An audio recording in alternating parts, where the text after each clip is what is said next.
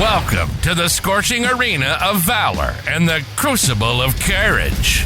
This is the Forged in the Fires podcast with Fireman Rob. Here, in the inferno of life's greatest challenges, heroes are shaped and legends are born. Every episode is a torchlight of wisdom, casting a glow on the paths walked by those who've braved the flames and emerged stronger. In this furnace of fortitude, we'll explore tales of resilience, bravery, and the unyielding human spirit. Each guest brings their own spark of insight, lighting up the darkness and guiding us through the smoke of adversity. With Fireman Rob at the helm, prepared to delve into conversations that smolder with significance and stories that kindle the soul. It's not just a podcast, it's a beacon for all who seek to rise from the ashes and glow with purpose. So stoke the fires of your curiosity and ready your heart for tales of triumph and transformation. The flames are roaring. The stage is ablaze. Welcome to the Forged in the Fires podcast. Let the journey begin. All right, welcome back to Forged in the Fires podcast. I'm your host, Fireman Rob. Today's guest, well, TV contributor, TEDx talk speaker. She shows up every time. I'm not, that's kind of a pun. We'll get into that, why that's a pun here. She's been interviewed in Forbes, Psychology Today, Marketing Journal. She walks the walk, talks the talk. Marcy Axelrod, thank you for joining me today. Rob, such an honor. Thank you. I made the pun of showing up, but that is quintessentially, what you do. I want to go back though. I want to go back and kind of learn how this came about. How did this idea of truly showing up come about in your life? Yes. Okay. I'll explain that. And then I want to define showing up. Definitely. Because, it's one of these things where everyone makes an assumption and they use the phrase, but they might actually be saying completely different things and not know. Right. Just being on time. So they're missing each other. Right? Yeah. So when I was 6, my family moved from Baltimore to Boston. Mom and dad had new jobs and I lost my friends, my house, my everything. Yeah. And so the environment kind of became a partner with my genetics, with a predisposition to stutter. Okay. So that showed up. All of a sudden, my throat started to lock. Yeah. And I couldn't speak. Oh, wow. So from age 6 until, through my 20s, it was really bad. I still do. Once you're a stutterer, believe me, you always are. But essentially, the trauma of you're 6 years old, you're in class, you want to answer a question, you raised your hand and the teacher's body shudders. Everyone in the class, you can tell, like there's this visceral response of, oh God, she's going to call on Marcy. And in my, brain, it's like, oh, well, if I can't speak, then they just assume I can't think. Huh. So then, you start because you're projecting out, then the world shows up for you as, she's completely incapable. She's disabled. She's right. And fighting against that every day. So I remember I felt what felt like a bolt of lightning go from the earth through my feet up and explode through my head. Like that's what the stress was like. Jeez. Every moment of every day. So I'm sure it shaped my brain. It shaped everything about me. And then I started to notice others, right? Because the struggle, if I couldn't show up as I chose, I was watching others. And there was the bully and the Foursquare slamming everyone out and the scaredy cat getting back in line. Oh my God, what's going to happen? And the kids who were too socially uncomfortable to even meet someone eye to eye. And I said, they are throwing their show up choices away. Yeah. And awesome. I couldn't stand it. And then I looked at the educators, like, why aren't they helping us? Why aren't they teaching us about this? Why? No one explained the truth about showing up. Yeah. So essentially my lens and I'm holding my hands as if I'm looking into my own mirror now. Yeah. My lens on life went from, reverberating within my own head, right? Looking back at myself to turning outward. Picture a mirror that you're looking at and you turn it outward. So my lens of me, I, me, mine, right? In that ventromedial prefrontal cortex of our brain that makes us miserable, right? And we would rather shock ourselves than be alone with our own thoughts. My version of that turned outward. Huh. And it wasn't about me. It was about how are they showing up? Because how the world shows up creates how we show up. Oh, that's interesting. And I said to myself, why aren't we taught this? Then I was 12 and I was sent to a rehabilitation hospital supposedly to learn how to speak, but instead it was traumatizing. And I'm watching all these elders who have had strokes learning to hold a fork and sit and stand. They have aides by their side. They have these documents, these plans. And I said, people with the wisdom of 70, 80 years, knowing how they want to show up with experts by their side and well-made plans, they're still struggling. So I said, why is it so hard?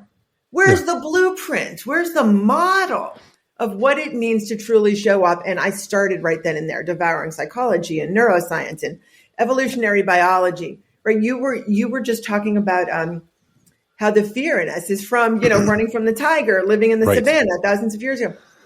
So I went on a quest to understand showing up, and it turns out there is a model. And nature designed humans to show up a certain way. It's why the subtitle of the book, right? Nature's playbook for creating a meaningful life in the world we want. So that's my story, why showing up is my thing. I love it. And when you talk about your life experiences, because that's what's so powerful when people write books or when they talk about things, your life experiences, how did they change as you started to develop that idea and are actually just in engaging in the education behind it? Because that has to be so powerful to have that education to know what it means to show up for yourself. Right. Well, first of all, showing up for yourself is showing up for your situations and society. Yeah. We are in 3 roles at all times. You cannot push the stop button. You cannot push pause. Wait, what? You're showing up in 3 roles at all times. I only signed up for one. People misunderstand. They think they're just an I. They're just a self. But what is self? Right. We evolved to fit the environment. We evolved in co-evolution with everything that's out there, with the way our tech teaches us to sit and look and feel, with the way, the ground is flat in most places where humans walk. And we exist as we are because we are experientially created. We're experientially defined. Right. So we're always in these 3 roles within a situation and impacting society because it's showing up for us and we're showing up for it. And if you picture that movie, that infinity sign going around and around and around. Exactly. Yeah, go on. No, question for you, because in those 3 roles, I know you have in here, like you talk about, are you living on autopilot? Right. Are there people that live on autopilot and multiple of these roles, or is that even possible?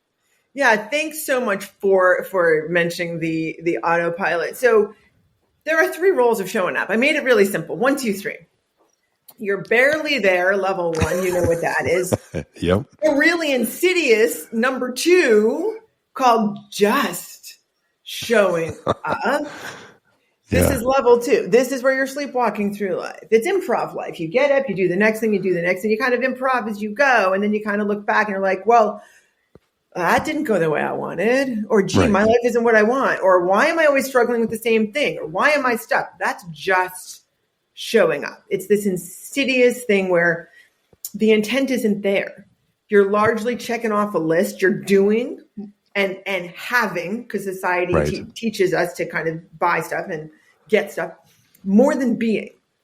But you can't have your needs for safety, for fulfillment, your needs for being met in the having mode or the doing mode. It's not going to happen.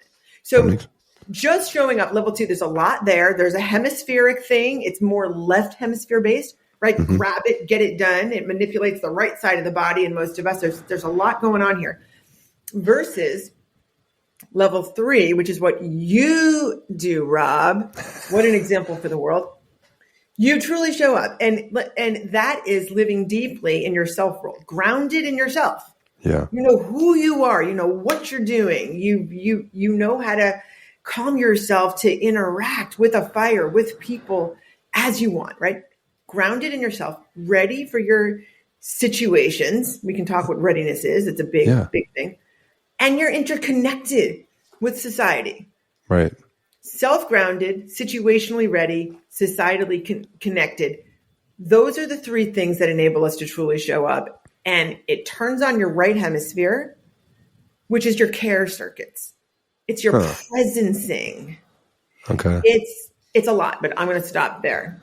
I love when you're talking about just showing up. It sounds like society right now because it's a social media, like instant impact, instant gratification, not long-term benefits. Right. There's so much to unpack there because when how does somebody who, because you say it's a lot of different aspects, right? Living in that society, how do you think for kids? Because I think that's a huge aspect, how do you think for kids, they can start to understand what not just showing up is? Because that's been their world since they've been young. Yeah, that's exactly right. And the frontal cortex of their brain isn't sufficiently developed, Right. At age 6, 7, 8, 9, right? To be able to reflect, right? To have that sought after meta presence that adults can have, where not only are you in the moment, but you're stepping back and you're looking like, wow, how am I showing up right now? No, yeah. What, right? Maybe I shift my position and lean in a little bit. Maybe I listen. Maybe I take a few deep breaths as this person is kind of coming at me with what they want me to do that I think is like, is that my job? Really? So kids, what do kids do? The number one thing that kids should be doing is be present with what they're feeling. Yeah. And I don't just mean the emotion. I mean the embodied experience.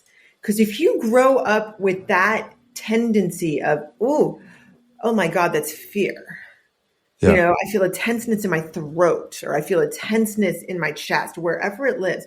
Or I'm noticing my head is going bam, bam, bam, because I'm afraid the teacher's going to call on me, right?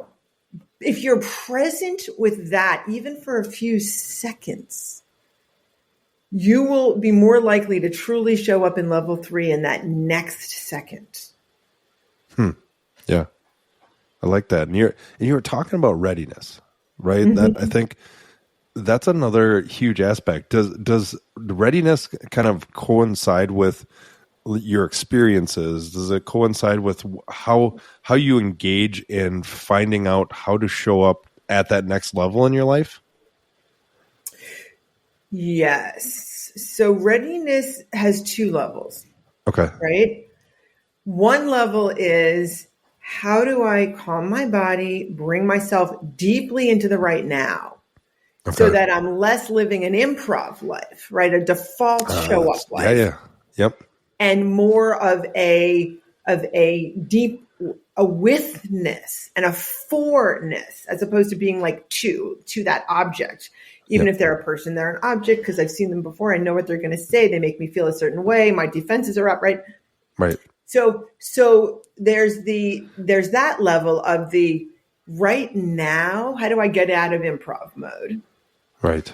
And then there's the planning and preparing mode of, in the next month, in my next phase of life, right? Because you asked about kind of more of a long term. Yeah.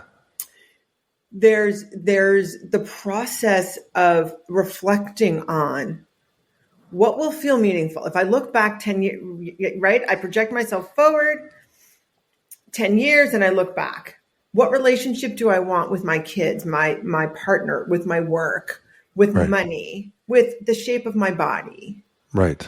And that can be a more classic planning and preparing process. There's a lot of books about that. Yeah. But you need both. Because if you're living improv life, you're never going to get there with the best made plans. Right. Right? And understanding the truth about showing up. What does self-grounding mean? What does situational readiness mean? Because the future and the present meet. They never don't meet. Isn't that Really? amazing? The lines crossed. It's crazy. You can't come apart. Yeah, it's crazy. And when you say about like the situational readiness, I love that. I love that concept because it really drives home. Like we have many aspects of our lives. You know, I have my firefighting, I have my job, my business, I have my personal life, I have my, you know, like my racing life, all these different aspects. Yeah. How do you have somebody be grounded in, you know, if they're very active in many different ways? Is it about being grounded as this sole person, or is it being grounded in these many different aspects of your life? Yeah, it's definitely not grounding in the many aspects of your life. The way that you bring those two together, the coherence of the many things and the self, you do that by having a more equal allocation of the self across your societal member role, your situation member role, and your self role. So there's a pie chart in the book that shows the three roles, and it looks like a peace symbol. This is not here. I'm showing, and this is on my website, and it shows self, situation member, societal member. The reason it helps you across, you know, the parenting, the Ironmans and the books and everything you're doing, is because there's a societal aspect of everything. You are having an impact. You are doing things because society says this is good, this is helpful. So that's your societal member role. It's the with and for part of us that gives us meaning. But it comes to life, right? That point of contact where the fire's burning. Yep. Is your situation. No pun intended. Right here, right now. And it's burning. Why? Yeah. Because our moment, our situation is experienced in 3 seconds. Ready, Rob? Yep. 1, 2, 3. That moment's gone. That's crazy. Yeah. It's burned. Yeah. How did you choose to show up? Yeah. So, and then there's the self role. So the point is you've got to live with an allocation, like across these three. Maybe it's not 30, 30, 30, 30 every moment of your life. Right. But you're always moving, and society pulls us into the self role. That's a problem, because life isn't about us. It's really not. I mean, it's like a tree over there saying, I'm the only one. Well, guess what? The roots are sharing all the nourishment and all the messaging of, am I getting sun? Is there an infestation of bugs? With every other tree. Yeah. And so are we. Right? And the fire doesn't stay in one place. Is this one flame separate from the others? Is this one drop of the ocean, right? Is that one spot in the air separate? That's us too. We think we're separate, but we're not. I love that idea of the multifaceted of individuals, because I think there's so much fixation on, I have to be this person in this environment, and you know, it's that combining of those roles, and then you look at the skills, the 3 sets of skills that you need to have. I love that because it gives somebody more of a well-rounded aspect. Now, the question I'd ask you is, like, if somebody's like, oh my gosh, well, my situation already is going into the red, but I'm in the green with the other two, you know, how do I not be stressed out about that? Right. Yeah. So first of all, that's not going to last. Right. So that's a huge aspect. How you show up, because right here, right now comes back. That moment that we experience is 3 seconds. That creates who we are. Yeah. Right. So if your role on the planet, like you're making the contribution that you want, right? You're running the Ironmans in your fire gear. You're giving away 1,000 books. You're meeting with people who can really put funding behind everything you're doing, right? And Rob, I want the world to know I'm talking about what you just told me you're doing, because man, is it an inspiration. I love it. If you're doing all that and you're taking care of yourself, right? Your nutrition, you journal. You're deeply present with your kids, right? Your best father you can be, right? You're doing those things that feed yourself. Yeah. You're getting the sleep. When you're doing those things, your moment is actually going to truly show up for you. And you're going to start to be situationally ready, right? Because, and, yeah, so that's what's going to happen. So you won't be screwing up too much in the moment without screwing up the other two, because it all feeds itself. That makes so much sense. It gives you that calm.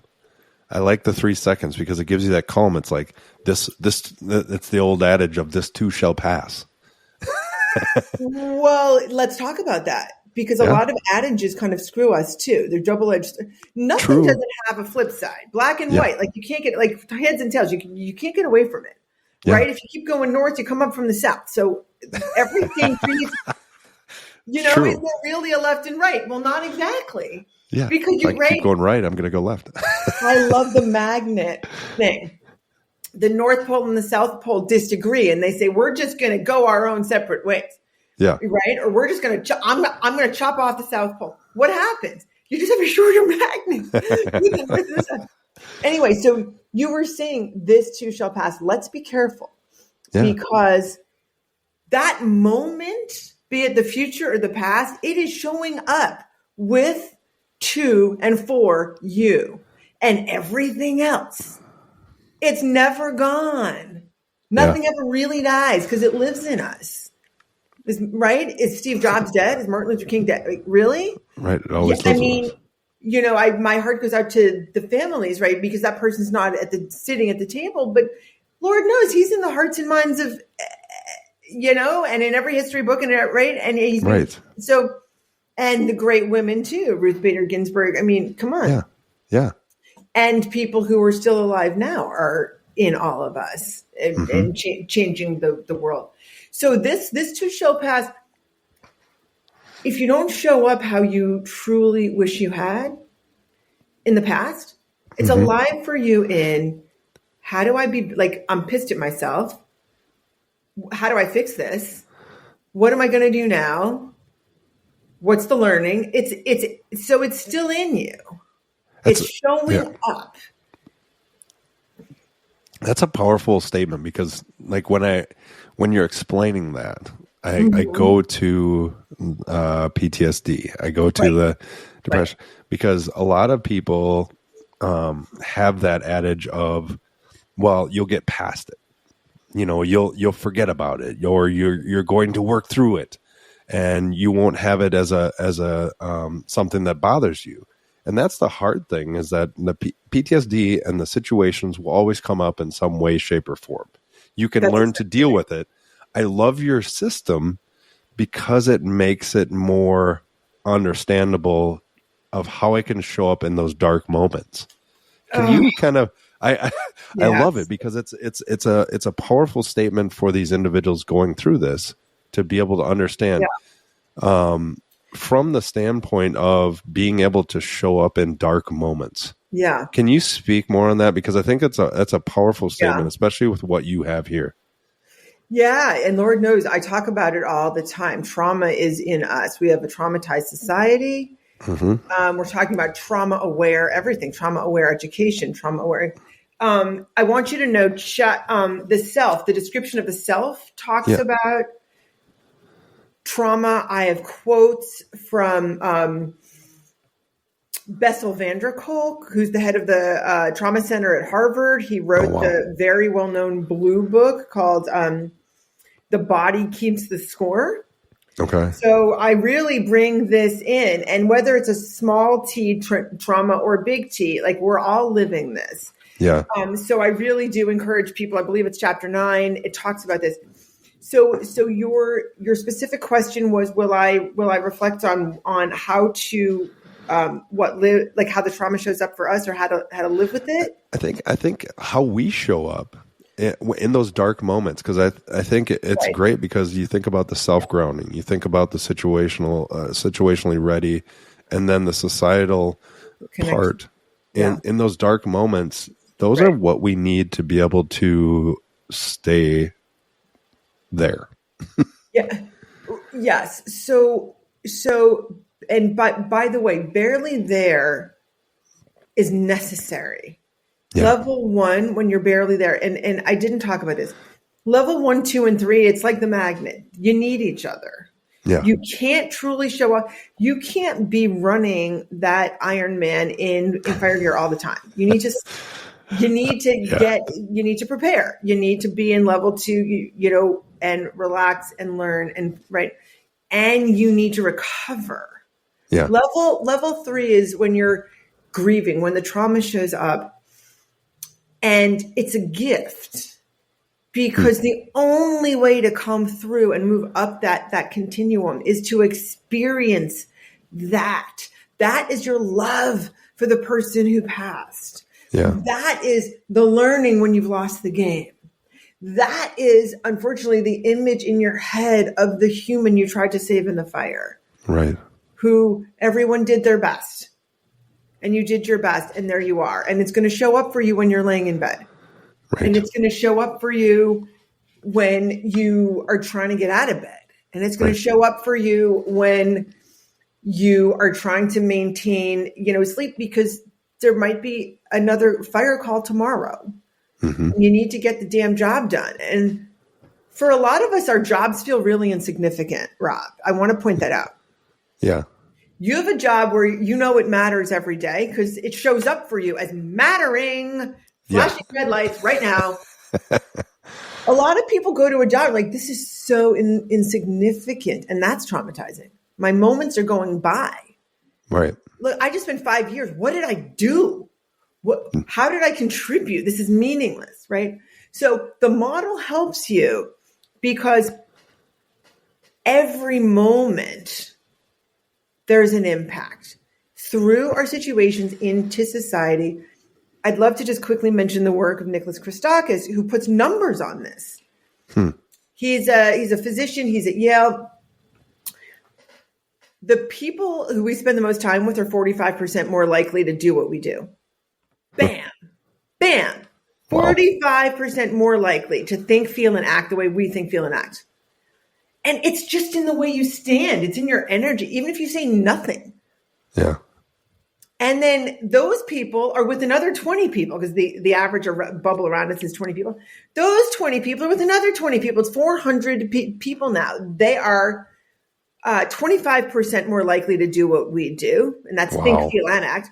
And then it goes out another. So your colleague's friend's son is 10% more likely to do what you will never meet this person. You may pass them.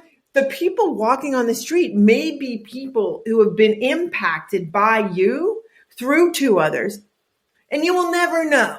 So what I want your listeners to do, next time they go out, the moment they're with others, at a store, in a parking lot, I don't care. Look around. Just look around.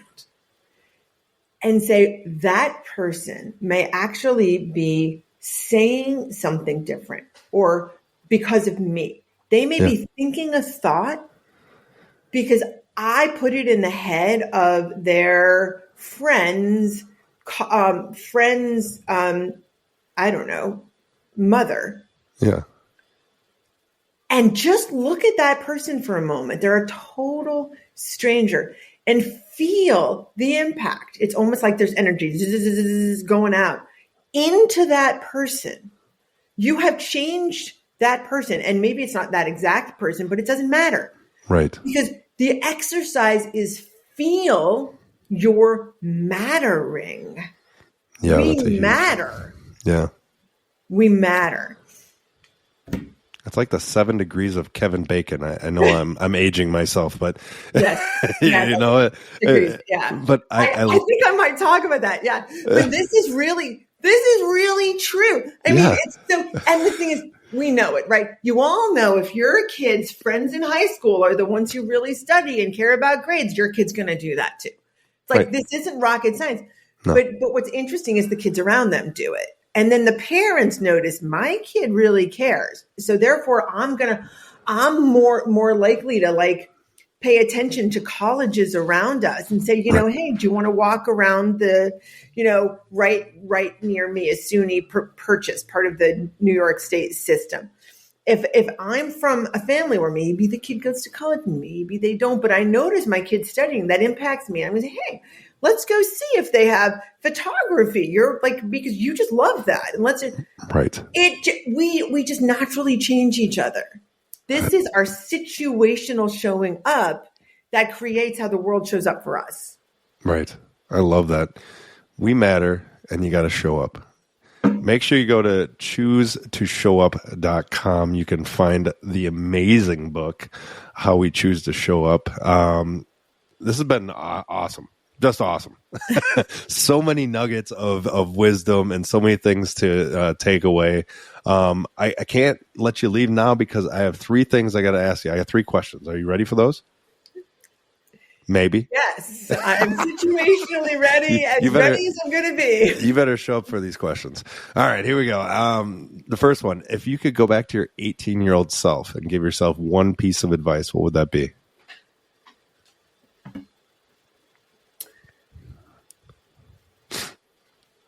Love every moment, like truly live every moment.